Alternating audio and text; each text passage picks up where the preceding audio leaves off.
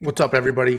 UFC Vegas 38 was another awesome card. Hopefully, you guys didn't miss it. I did miss big chunks of it because these early cards are brutal. I've got kids, I got a wife. It's very hard for me to just lock myself in a room for 5-6 hours on a Saturday. You go raise the kids, I'm going to watch fights. Anyway, all the fights were rock solid except the main event. That sucked. Every other fight was a really good fight. We had some controversy. Overall, a very, very successful weekend for me and hopefully all of you that followed along. I'm going to walk through our bet results. I'm going to walk through our DraftKings results. I'm going to walk through our Monkey Knife Fight results. And then we will find out who won our DraftKings league, because the winner of our free league gets money from me. I will pay you. I didn't look yet. I don't know who won. I'll check it out in a minute. But let's walk through my bets. I'm up over 3 units. It's like 3.2 units, something like that. I'm up over 3 units. Last night was awesome for me. And if you watched our breakdowns this week, every fight was close. And I said that, like, this is a close fight. That's a close fight. And we've talked about this in the past. Picks, I mean, it's a pick show. We have to make a pick. But the reality is picks only matter for bets and for fantasy. Otherwise, who cares, right? So if we look at my bets, I'm up over 3 units and I'm up every single week. And that's because I pick my spots. Because sometimes a pick is very hard to do, but picking your spot and finding bets that work is not a hard thing to do. So let me walk through. Joe Salecki, I missed that. And I did post, if you check our Instagram, our Twitter, our Facebook, I did post a screenshot of the stats of the fight. And if you look only at the stats, Joe Salecki won that fight. He had 4 takedowns. He had more control time. The striking was even. But we score rounds in the UFC, not fights. So Joe Salecki dominated the first round, lost the next 2 rounds. It's that simple. You know, I missed that bet, but I hit Jamie Malarkey, underdog, plus 130. I hit that. I love it. I loved Jamie Malarkey going into this week. I knew it was a tough fight, but, you know, and honestly, after he was in a lot of trouble that first round, but came through, made it happen. Jamie Malarkey, second time we've broken him down and bet on him and taken home some money. Then I hammered the Nico Price, Alex Oliveira over 1.5 rounds. I had 2 units on that. I mentioned earlier the 2 units was an accident. I saw the line early in the week. I bet it immediately. Then on Friday, I bet it again, not realizing I already bet it. Happy accident. I had 2 units on that, minus 155. I did bet Cahaya plus 3.5 points. I only put a half unit on that because I had no confidence in that whatsoever. All that means is I bought 3.5 points on the judges' scorecard. I thought Betch could take 1 round. I honestly thought that, you know, there'd be a round where she got in her opponent's face, touched her up, made it a little dirty, and her opponent would look to shoot some takedowns, and Betch is impossible to take down. It didn't get there. It was only a half a unit. It is what it is. Walker Santos over 1.5 rounds. I only had 1 unit on that. I was actually, I think I mentioned this in the betting breakdown or definitely the live stream. That was the most confident bet I had. I should have put more on that, but Walker Santos over 1.5 rounds. It ended up being a 5-round snooze fest, which I did not expect that, obviously, but I did know it would go a little longer than 1.5 rounds because Thiago Santos is gun shy and tough, and that combination would drag the fight out a little bit. Perez Eduardo fight does not go the distance. I hit that early. I told you about that early. I got it at minus 115. That swelled all the way up to like minus 280. And I tweeted out, you know, I picked the fight does not go the distance, and I only got it at minus 115. I could have been more specific. I could have done Perez by knockout, which seemed to be the popular bet, but that is not what happened. He won by submission. So yes, I could have backed it up and done Perez by stoppage or Perez wins inside the distance. But the reason I'm up 2 units, 3 units every single freaking week, go back, check every single video we've ever done. I am up money every single week, and it's because I'm conservative. I pick my spots. I don't chase the big odds. And yes, there are missed opportunities there, like this one, for example. I could have done Perez inside the distance at plus money, but Eduardo was live, has big, heavy hands, and it wasn't a guarantee that Perez was going to be on the right side of it. So I'd rather have less odds and take it home than chasing bigger odds and just miss it, right? And then I had Alex Hernandez minus 3.5 points. This is one I did during the live stream, and we talked about it quite a bit. basically, it's the opposite of the Betchkahea. Betchkahea, I only needed her to win one single round. I bought some points. This is, I was positive Alex Hernandez was going to win, but he was a minus 700 favorite.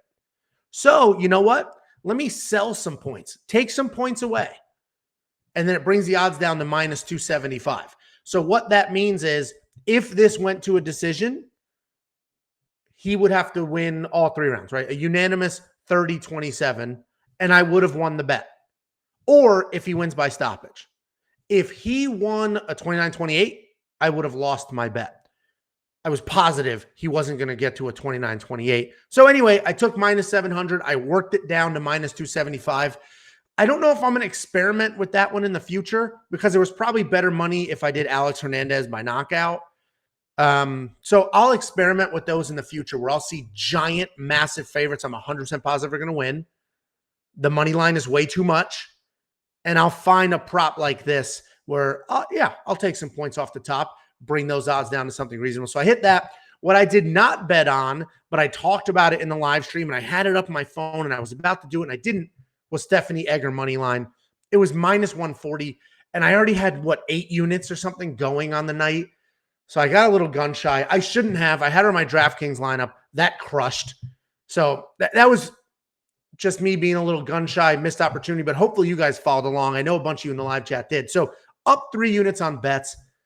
If you followed and you did well, I get a bunch of messages, believe it or not, saying, hey, let me tip you out. Let me give you 10%. Thanks. Well, there's the Venmo. There's the Cash App if you want to. If you don't want to, no big deal. Let's see what that looks like. This is what it looked like. This is the greatest site that you could possibly get. This is through Bet Online, one of our betting partners, wewantpicks.com/bets. Jump into the Bet Online partnership. They have the best prop bets by far for MMA. Nobody can compare. And they do a 100% deposit match. If you move over to BetUS, which is also at wewantpicks.com/bets, they do a 125% deposit match. You're not going to get some of the crazy prop bets, but what you will get is unparalleled customer service. You literally get a toll-free number to call if you have any issues, and you can do any parlays you want. You can take crazy prop bets from 5 different sports and smash them together to get an awesome prop bet. So this is what that looked like last night when the night was over. Lots of green, 2 grays, which are my only losses, but it was 1 unit on Joe, half on Betch. The black was I had an Aspen Ladd moneyline bet, which obviously was refunded. So black just means it's a push. So great night for me. Go to wewantpicks.com/bets.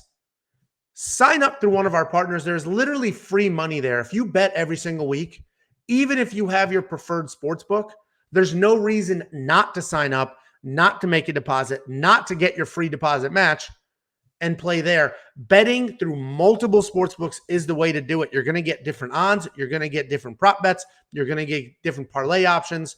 It makes more sense. Get free money, spread yourself out, pick your spots, and make it happen. wewantpicks.com/bets.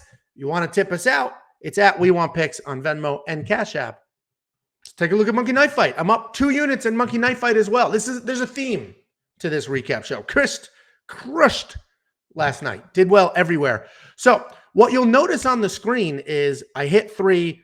I actually missed 5, but 2 of them were literally $2, so it doesn't matter. So I hit 3. I missed 3 is what you see on the screen, but I'm still up 2 units. And that's because of the payouts. 2.5 times, 2.5 times, 3 times.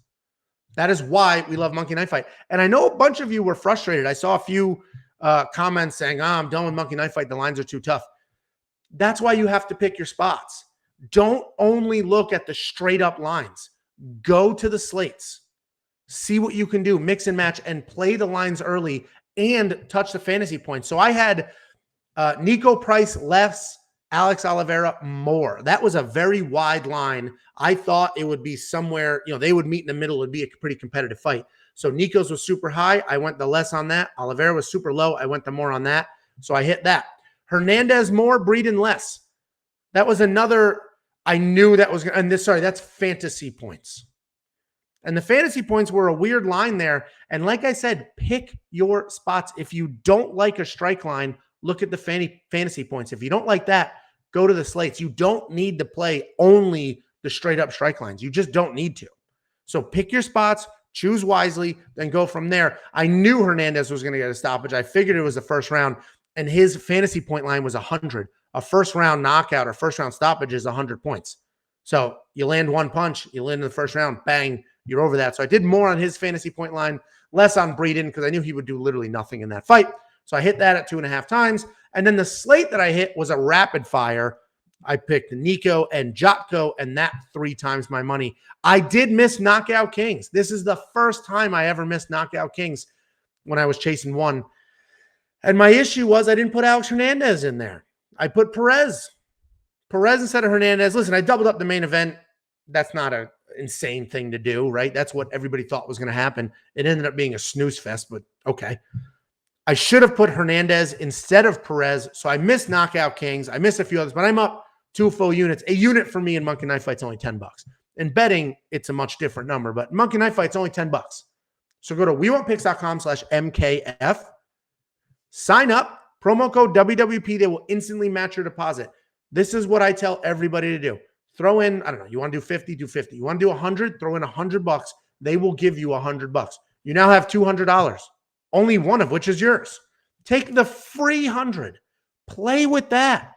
Play with that. Leave the other 100 in there. Play with the free 100. See how you do. Withdraw your winnings or withdraw your original 100 and only play with the winnings. You don't ever need to risk your actual money. So do it. Sign up. wewantpicks.com/MKF. Promo code WWP gets you an instant deposit match. Here's a quick look at my DraftKings. So I went 4-2, but I scored 524 points. I have blacked out the amount of money that I won, but you can see I took first in this league. So Johnny Walker, that fight, what a dud. 19 points. What an absolute joke. Jamie Malarkey, I was all over it. He was Jacob's underdog pick of the week, his lock of the week. Mine as well, 109 points for him. Casey O'Neill, people trashed me for picking Casey O'Neill over Shevchenko, and I have no idea why. No idea why. Shevchenko's not good. Anybody who thinks she's good, I don't know what you're watching. She's not good, and she's shown the world she has horrific takedown defense. Casey O'Neill dominated 131 points. Salecki, 52 points. That basically all came in the first round. So he let me down. A little bit more cardio. That would have been a win. Alex Hernandez, 108 with that super fast knockout. If he got the knockout 30 seconds earlier, we would have gotten the bonus points. And then Stephanie Egger, I didn't bet on her, but I should have. 104 points for an absolute domination. So my lineup did really well. We'll take a look at your lineups a little later. Join our free DraftKings league at wewantpicks.com/DraftKings. Let's talk about some fights.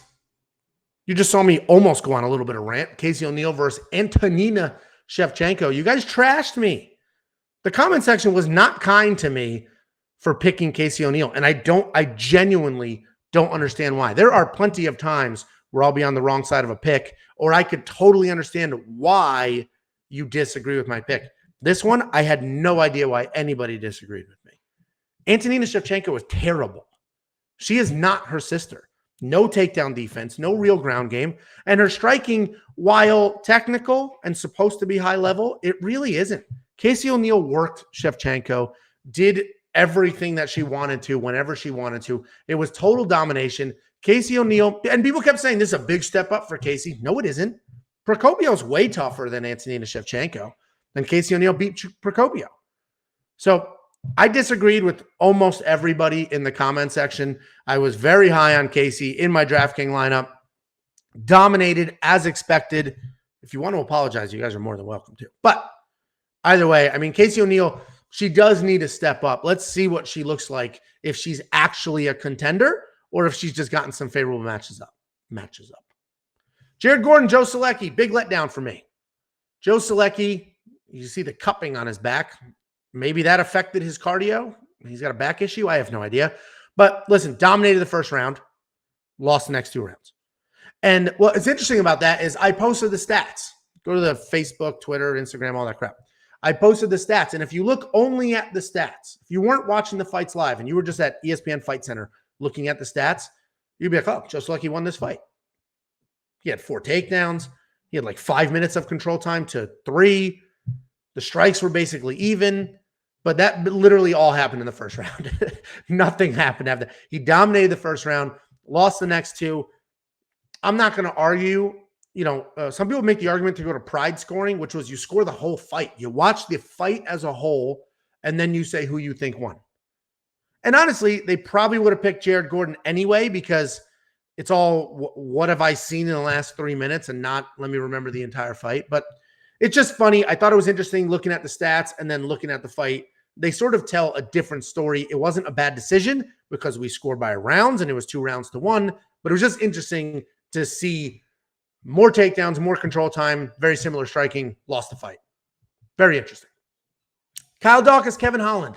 A ton of controversy here. I picked Daukaus to win. I'm not going to say I was right. I mean, it was ruled a no contest ultimately, but let's talk about that. Obviously, there was a head collision. Complete accident. Kevin Holland was out, but then not out, then basically stood up. Then there was another minute worth of exchanges, and then Kyle Daukaus got a submission. So I totally understand why it was ruled a no contest, but I disagree. The reality is you call it within 20 seconds or you don't call it at all. You can't let the fight go another minute, have it conclude on its own, and then say, yeah, that was a no contest. There was a headbutt there. Literally every fight has something. A little eye poke. What if there was an eye poke and then a minute and a half later, after a few exchanges, the fighter wins? What if Kevin Holland beat Kyle Daukaus after the headbutt? Do you still rule that a no contest? Because there was an accidental illegal strike. Is that still a no contest? So I disagree. You call it within 20 seconds or so, or you don't call it at all. I completely disagree. There was a full outcome to this fight, and then they went backwards. After the outcome, they went backwards and said, oh, you know what? Look what happened a little earlier, so we're going to rule this no contest. I disagree with it. Look, Kevin Holland, before you jump down my throat, Kevin Holland in the post-fight press conference said, oh, I lost. That was fair. I lost. I submitted. He beat me. I lost. So even he thinks it was a fair and square loss. So it is what it is. I didn't bet on the fight, but Jacob had a Kyle Daukaus by submission prop bet while he was out in Vegas. So he's a little heated because obviously he's not getting paid on that. So let me know your thoughts. I saw on Twitter, I retweeted Kenny Florian, and the entire comments under his tweet was like, oh, well listen, you're wrong. So apparently the world disagrees with me, but you call it after 20 seconds or so, or you don't call it at all. You can't go back a minute and a half, 2 minutes, and say, oh, you know what? This sort of affected that. Well, then if it was so impactful, how was there another minute and a half or 2 minutes of exchanges? So I disagree with it. I understand, and it probably did. Obviously, the headbutt did affect the fight. But if you don't call it, you didn't call it. What if there was an eye poke the referee didn't see? You're not going to go back and change it for that. Like I said, what if Kevin Holland won after that? Do you change it? Do you still call it a no contest? So either way, super controversial. It'll be interesting. Honestly, probably good that this happened for Kevin Holland, because otherwise he'd be on a 3-fight skid, because I'm pretty sure Kyle Daukaus was going to beat him. Main event sucked. Period. End of story. I could just move on. The main event sucked. We thought it was going to be a firefight. It wasn't. I bet the over on rounds and I hit it, and I was positive it was going to go over 1.5 rounds. To get a main event, a 1.5 round line, you almost have to bet the over no matter who it is. But I knew Thiago Santos would be sort of gun shy and hesitant, because that's who he's been since his knees.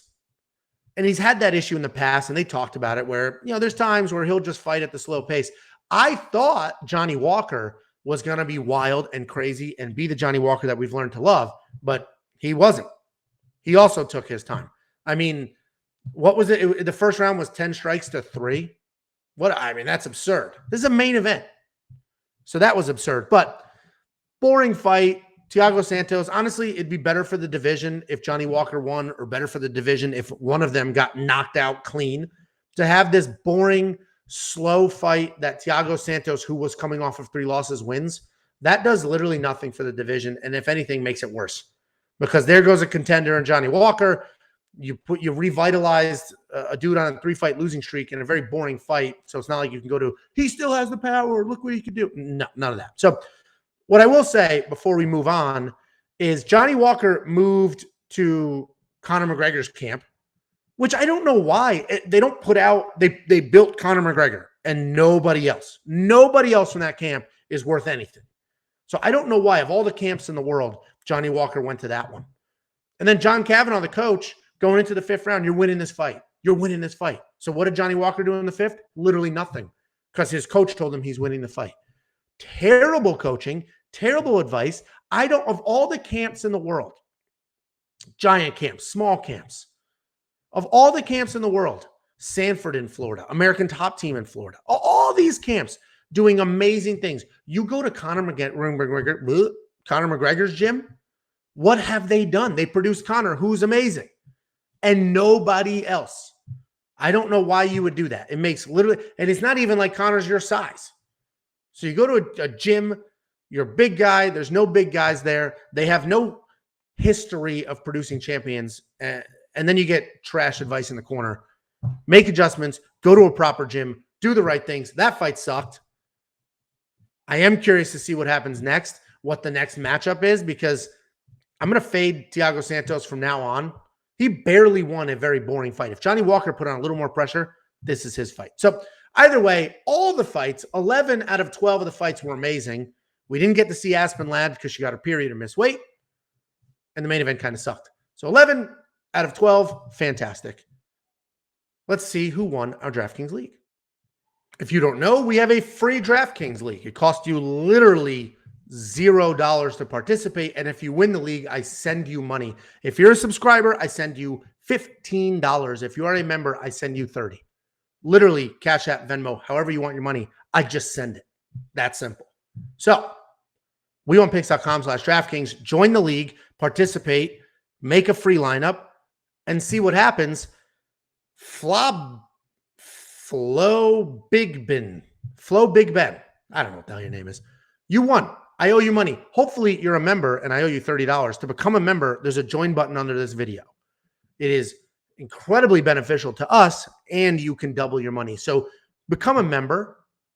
If you're just a subscriber, I'll send you 15. You're a member, I'll send you 30. Go to wewantpicks.com. At the bottom, there's a contact us. Reach out. Let me know how you want to get paid and I'll pay you. Cash App, Venmo, PayPal, whatever you want. I'll get you paid. Let's take a look at your lineup. Interesting week. I went 4-2 and scored 500 and something points. I won money in every single one of my 50-50s and double ups. I won my friends league. I dominated with 520 something points. It was an interesting week because there was a lot of high scorers, but there was a lot of weird fights. First of all, we had no outcome in the Dawkins fight. And then there was a couple of fights that went weird directions, including the main event. So let's take a look at your lineup. 537 points. That you won this, and that is more than enough to win a bunch of 50-50s and double ups, which is always my advice. Misha Serkinov, 51 points in a loss. That's because he had a bunch of takedowns, 5, and they're 5 points each. So 25 points. Half of these points came just from takedowns. And then he scored well with control time. Casey O'Neill, I had her as well, 131 points. Salecki, I also had him 52 points in that loss, again, because of the takedowns. You're picking up on a theme here. Anytime you get somebody who you know is going to get some takedowns, there's solid points in that. They're 5 points each, literally the most amount of points for any single move. You get 10 for a knockdown, but you can't count on a knockdown. 5 for a takedown. So I always look for dominant wrestlers or people who I know will grapple, because now we get control time and there's takedown points. So Joe Salecki, 52 in a loss. Rosa dominated Betchkahea for 89. Malarkey, my man, pots and pans, 109 points in that come from behind victory. And Stephanie Edgar, 104 points. So great lineup. Let's look at the next few. I am Willie. You are also went 4-2. Johnny Walker, 19 points. Isn't that ridiculous? Casey O'Neill, 131. Nico Price, 78. Salecki, 52. Alex Hernandez, 108. Jamie Malarkey, 109. So solid lineup. Nico Price is the difference. Obviously, you have your losers, but let's say you sat on those. In an interesting fight, Nico Price only scored 78, which was kind of surprising, honestly. But And 30 of it is the win bonus. So take 30 away, and he scored less points than Salecki did. So that's always interesting to see that. AW Burner 2020, you went 5-1 in third place. Yikes. Jotko, only 55 points in a loss. How embarrassing. In a win. 55 points in a win. Joe Salecki basically scored more. His opponent only a few points fewer, and Jotko got the win bonus. So let's just look really quick. So we look at Serkinov, 51 points. Jotko, 55. 4-point difference, and Jotko got 30 for the decision. So Jotko really only scored 25 points. Absolute joke. What a joke. Casey O'Neill, 131. Nico Price, we talked about. Jamie Malarkey, we talked about. And Perez with that second round submission, 88 points. Great night of fights. Great lineup. Flow Big Ben. Reach out. Get paid. wewantpicks.com/DraftKings to join. Become a member. Please. It's super helpful. I appreciate it. And we pay you twice as much money if you win. We'll see you next week. Thanks for watching.